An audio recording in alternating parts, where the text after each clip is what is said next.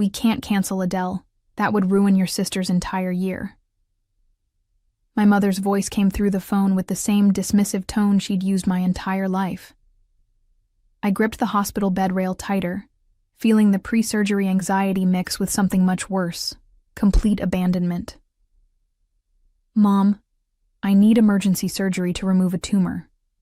I just need you to watch the twins for a few hours," I said, trying to keep my voice steady.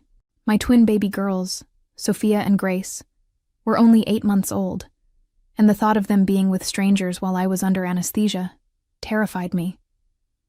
"You're being a problem again. Always so dramatic." My father's voice joined in from the background.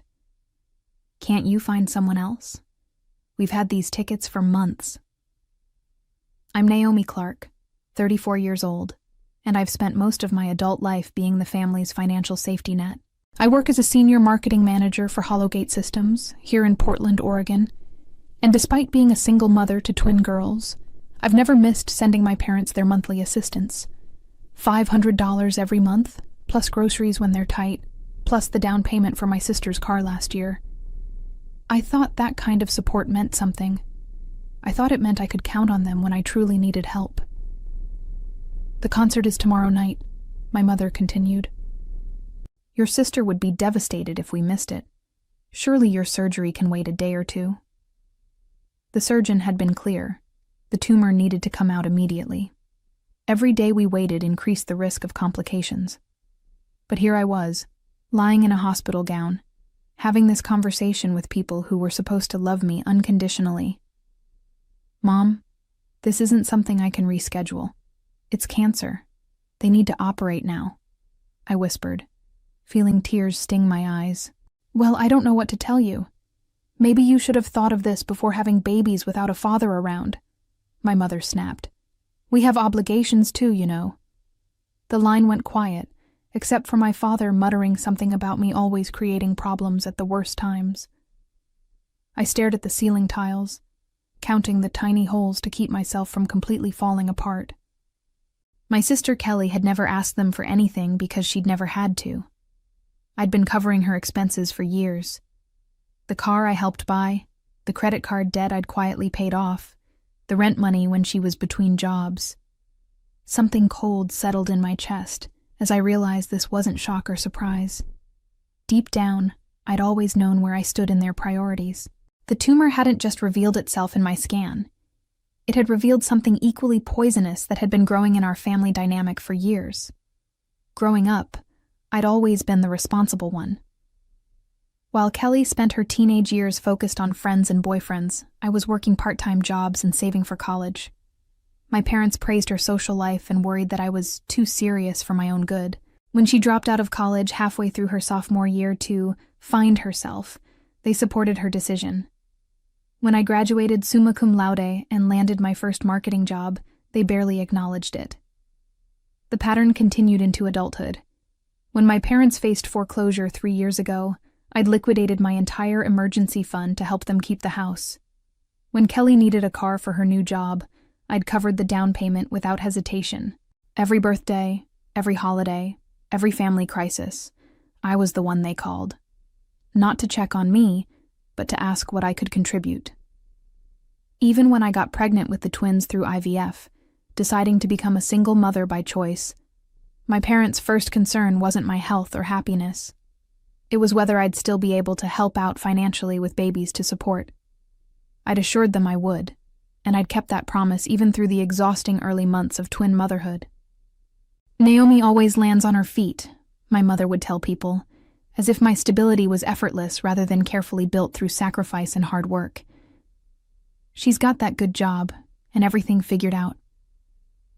What they didn't see were the nights I'd stayed up until 2 a.m., working after the babies finally fell asleep, making sure I could cover my own bills and theirs. They didn't see me eating cereal for dinner so I could afford to send them grocery money. They didn't see me postponing my own medical checkups because I was stretched so thin. But I justified it all by telling myself that family was everything. That blood meant something. That if I ever truly needed them, they'd be there for me the way I'd been there for them. The surgeon knocked on my door, pulling me from my memories. "Miss Clark, we're ready to take you into surgery now. Is your childcare situation sorted out?" I nodded, having spent the last hour arranging for a professional babysitter through an emergency service. It cost more than I could afford, but I had no choice. "Yes, everything's arranged." "Good. Your neighbor seems very reliable," he said, consulting his chart. "Mrs. Patterson, right? She's been asking about you." I almost corrected him, then realized it didn't matter. The elderly woman next door had shown more concern for my well-being in the past hour than my own parents had shown in years. Maybe that said everything I needed to know about who my real family was. The anesthesia had worn off by evening, leaving me groggy but aware of the hollow ache in my chest that had nothing to do with the surgery. The tumor was gone. Benign, thankfully. But the emotional wound my parents had inflicted felt raw and infected. I stared at my phone for an hour before finally checking my messages. Nothing from my parents, not even a text asking if I'd survived the surgery.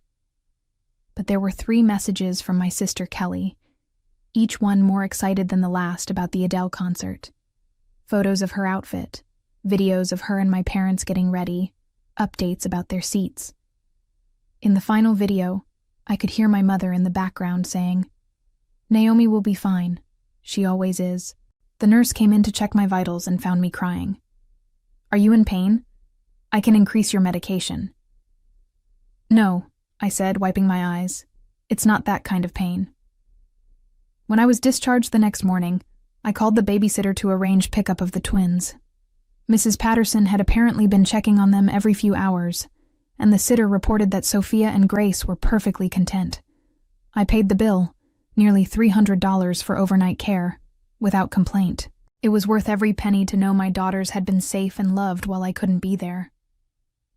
Driving home with the twins babbling happily in their car seats, I felt something shift inside me. The medication made everything feel slightly surreal, but my thoughts were crystalline clear. I was done. Done being the family bank account. Done being taken for granted. Done pretending that my parents' love came without conditions. At home, I opened my laptop and canceled the automatic transfer I'd set up years ago. $500 a month that would now stay in my daughter's college fund where it belonged. I deleted my parents' numbers from my grocery delivery app and canceled the credit card I'd given them for emergencies. Then I blocked their numbers entirely. It felt both terrifying and liberating, like jumping off a cliff while knowing I had wings. The twins needed their afternoon nap, and as I settled them in their cribs, Grace reached up and touched my face with her tiny hand. Sophia gave me one of her gummy smiles that never failed to melt my heart. These 2 perfect little humans were my priority now. Not parents who couldn't be bothered to call after my surgery. Not a sister who took my generosity for granted. I'd spent years believing that love meant constant giving, constant availability, constant sacrifice. But watching my daughters sleep peacefully, I realized I'd been modeling the wrong lesson. Love was supposed to be reciprocal. Love was supposed to show up when it mattered most. My phone buzzed with a text from an unknown number. Probably my parents trying to reach me from Kelly's phone. I turned the phone face down and went to make myself a proper dinner for the first time in months. 3 days passed in blissful silence. No demanding calls about late bills, no guilt trips about family obligations, no requests for emergency money transfers. I focused entirely on healing and caring for Sophia and Grace, discovering what life felt like when I wasn't constantly worried about everyone else's problems. On Thursday evening, as I was giving the twins their baths, someone pounded on my apartment door with the kind of urgency that suggested an emergency. My heart rate spiked as I quickly wrapped both babies in towels and carried them to the living room. Through the peephole, I saw Kelly standing in the hallway, her face red and tear-streaked. She was alone, which surprised me. Usually when there was family drama, my parents sent her as their messenger while they maintained their dignity in the background. "Naomi, I know you're in there," she called out. "Please, we need to talk. Something terrible has happened." I considered ignoring her, But Sophia started crying at the loud noise, and I didn't want to upset the babies. I cracked the door open, keeping the chain lock engaged. "What do you want, Kelly?" "Can I come in, please? I've been calling and texting for 2 days. Mom and Dad are freaking out because you're not responding." "I'm not available to them anymore," I said calmly. "Or to you, for that matter." Her eyes widened with what appeared to be genuine confusion. "What do you mean?" "Naomi, this is serious. Dad lost his job yesterday. They're going to lose the house." I felt a flicker of the old panic, the immediate urge to ask how much they needed and how quickly I could transfer it. But I pushed that feeling down and studied my sister's face more carefully. She looked genuinely distressed, but there was something else there. Something that reminded me of the way she used to look when she wanted to borrow my car or needed me to cover for her with our parents. "That's unfortunate," I said finally, "but it's not my problem." "Not your problem? Naomi, you've been helping them for years. They're counting on you. We all are. Were you counting on me when I needed surgery and they chose a concert instead?" Kelly's expression shifted, and I could see her trying to formulate an explanation that would make her parents' behavior seem reasonable. "That was different. They had those tickets for months, and your surgery turned out fine anyway. You're being dramatic about this." The word dramatic hit me like a physical blow. It was the same word my father had used, the same dismissive attitude that had characterized my entire relationship with my family. Even now, even after everything, they couldn't acknowledge that they'd done anything wrong. "I had emergency surgery to remove a tumor, and instead of watching my children, they went to a concert," I said slowly. "And I'm the one being dramatic?" "You know Mom has anxiety about medical stuff. And they really did have those tickets." "Stop." I held up my hand. "Just stop. I don't want to hear explanations or excuses. I'm done subsidizing people who can't be bothered to show up when I need them." Kelly's mask finally slipped completely. "You can't just abandon your family because of one misunderstanding. What kind of person does that?" "Mom and Dad are scared, Naomi. They don't know what they're going to do without your help. They should have thought of that before treating me like a bank account instead of a daughter." I started to close the door, but Kelly pushed against it. "Wait, what if Dad apologizes? What if they both apologize? Would you consider helping then?" The desperation in her voice was almost pathetic. But what struck me most was the transactional nature of her proposal. Not that they were sorry for hurting me, but that they might be willing to say sorry if it meant the money would start flowing again. "This isn't about apologies," I said, stepping back from the door. "This is about finally seeing who you all really are." Kelly's face crumpled. "We're your family, Naomi. We love you. You know that, right?" "No," I said quietly. "You love what I provide.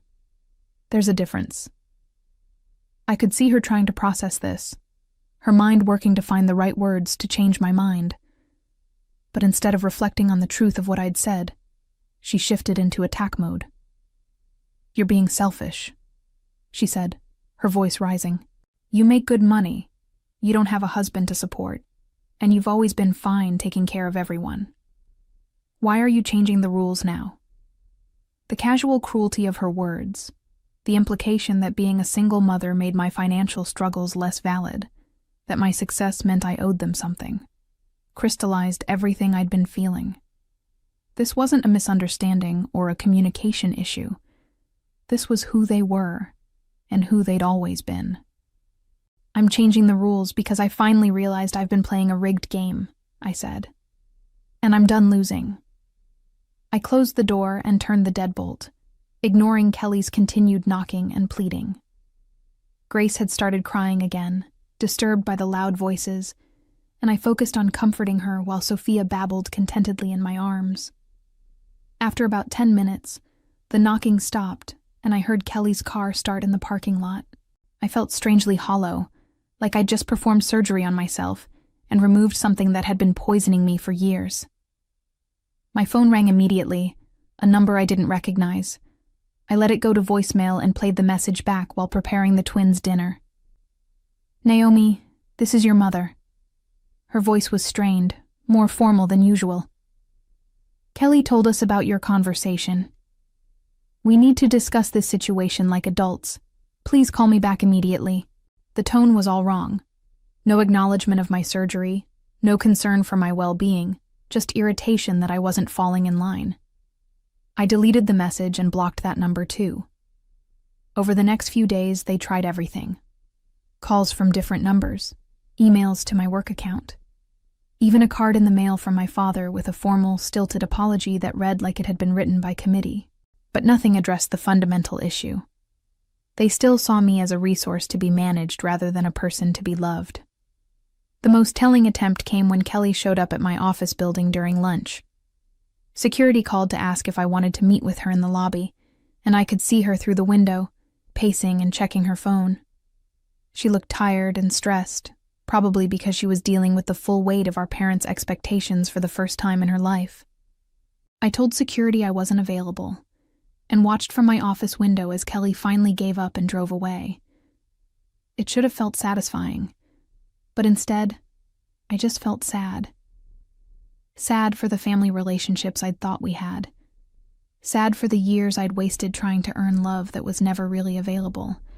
And sad for my daughters who would grow up without grandparents because those grandparents had chosen pride over connection. But beneath the sadness was something stronger. Relief. For the first time in my adult life, I was making decisions based solely on what was best for me and my children. The financial pressure was still there, but it was honest pressure.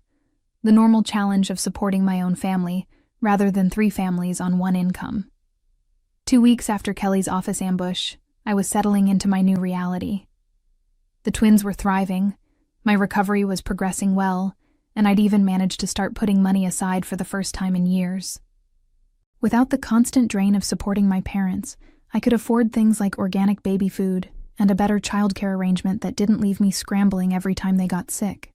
I was giving Sophia and Grace their evening bath when I heard the familiar sound of a car door slamming in the parking lot, followed by heavy footsteps on the stairs. My apartment was on the 2nd floor, and the footsteps stopped right outside my door. The knock was different this time. Not Kelly's desperate pounding, but a slow, deliberate rap that somehow managed to convey authority and entitlement. I dried my hands on a towel and looked through the peephole. My father stood in the hallway, wearing his best jacket and holding his hat in his hands like a character from an old movie. Behind him, partially hidden in the shadows, was my mother. She looked smaller than I remembered, her shoulders hunched with what could have been shame or simply fatigue. I stood there for a long moment, watching them through the peephole. My father shifted his weight from foot to foot and checked his watch. My mother whispered something to him, and he shook his head tersely. They looked like people waiting for a job interview they weren't sure they wanted. Part of me wanted to open the door just to see what they would say, but a larger part of me remembered lying in that hospital bed, terrified and alone while they enjoyed a concert. I remembered the casual way my mother had dismissed my cancer scare, the automatic assumption that my needs would always come second to their wants. The twins were splashing happily in their bath, completely oblivious to the drama playing out in the hallway. I looked at their innocent faces and made a decision that felt both easy and final. I walked away from the door. They knocked again, more insistently this time. Then I heard my father's voice, muffled, but clear enough to understand. "Naomi, we know you're in there. We can hear the babies. We just want to talk." Then my mother's voice, higher and more strained. "Please, honey, we're your parents. We love you." I almost laughed at the timing of that declaration. Where was that love when I needed emergency surgery? Where was it during all the years I'd sacrificed my own financial security for theirs? Love shouldn't have to be declared during a crisis. It should be demonstrated consistently through actions. They stayed for almost an hour, occasionally knocking and calling out. At one point, my father's voice took on the edge of anger I remembered from childhood. "This is ridiculous, Naomi. You can't just shut out your family because your feelings got hurt. We raised you better than this. But they hadn't raised me better than this. They'd raised me to be convenient, to be available, to prioritize their needs over my own. The person who was strong enough to set boundaries, who valued herself enough to demand reciprocal love, that person I'd had to raise myself. Eventually, the hallway fell silent. I heard their footsteps retreating, heard car doors slam and an engine start.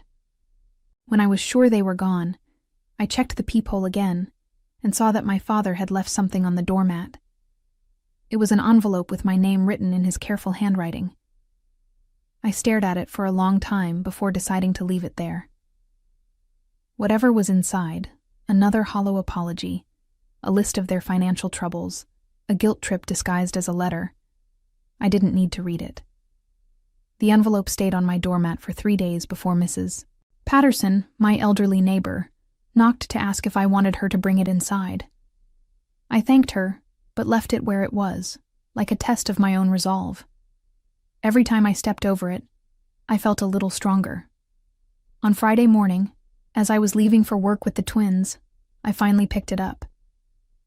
Not because I wanted to read it, but because I was tired of seeing my father's handwriting every time I came home. I threw it in the dumpster on my way to the car. At the office, my colleague Brittany noticed I seemed different. "You look relaxed," she said during our morning meeting. "Like genuinely relaxed. What's your secret?" I almost told her about cutting off my family, but something held me back. It still felt too fresh, too raw to share with anyone who might try to convince me to reconcile. Instead, I just smiled and said I'd been sleeping better. The truth was, I had been sleeping better. For the first time in years, I wasn't lying awake worrying about whether my parents could make their mortgage payment or whether Kelly needed money for car repairs. My stress dreams had shifted from financial catastrophes to normal working mother anxieties. Daycare germs, project deadlines, the twins' sleep schedules. That afternoon, I got a call from an unknown number with a local area code. My first instinct was to ignore it, assuming it was another attempt by my family to reach me. But something made me answer. "Miss Clark? This is Janet from Meridian Bank. I'm calling about the account ending in 4782. There's been some unusual activity, and we wanted to verify." I interrupted her. "I'm sorry, but I don't have an account with that number. The account is listed under Thomas Clark and Margaret Clark, but you're listed as an authorized user and emergency contact." My parents' account. The one I'd removed myself from years ago, or so I thought. "I need to be removed from that account immediately," I told Janet. "I'm no longer associated with those account holders in any capacity." "Of course, Miss Clark. I can process that removal right away. But I should let you know, the account is significantly overdrawn, and there have been several returned payment attempts this week. As the emergency contact, you would normally be notified. I don't want to be notified about anything related to that account," I said firmly. "Please remove all my information and don't contact me again about their financial situation." After I hung up, I sat in my office chair feeling oddly detached from the news. A few months ago, hearing that my parents were in financial trouble would have sent me into immediate crisis mode. I would have been calculating how much I could transfer, what bills I could delay, how I could solve their problem before it got worse. Now, I felt nothing but a mild curiosity about how long it had taken them to drain their account without my monthly contributions. 3 weeks, apparently. That told me everything I needed to know about how they'd been managing their money all these years. My phone buzzed with a text from another unknown number. "Naomi, this is Kelly. Mom and Dad's electricity got shut off. They're staying with me, but my landlord says they can't stay long. Can we please talk?" I deleted the message without responding. Then I did something I hadn't done in years. I opened my banking app and looked at my account balance. For the first time since the twins were born, I had a substantial emergency fund. Money that was mine, earmarked for my daughter's future instead of my parents' poor financial decisions. I smiled and put my phone away. The cycle was finally broken, and it felt like freedom. Looking back, I realized that sometimes the greatest act of love toward yourself is walking away from people who only love what you can give them. And I had finally learned that lesson well enough to protect my daughters from repeating my mistakes.